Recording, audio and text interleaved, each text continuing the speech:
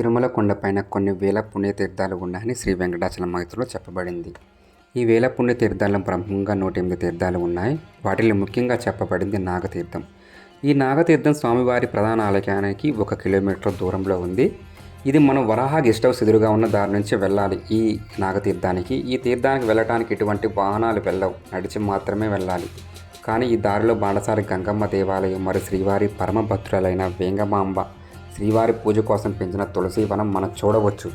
ఈ నాగతీర్థం వెళ్ళే దారి ఎంతో ప్రకృతి అందాల నడుమ భారీ వృక్షాల మధ్య ఎంతో సుందరంగా, రమణీయంగా, ఆహ్లాదకరంగా ఉంటుంది.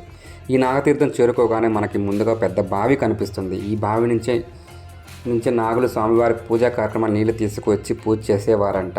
ఈ బావిలో నీళ్లు తలపై 7 సార్లు చల్లుకున్నా కూడా నాగదోషాలు పోతాయని నమ్మకం. ఈ నాగతీర్థం దగ్గర ప్రదేశంలో ఉన్న నాగదేవత విగ్రహాలు ఎన్నో మనం చూడవచ్చు.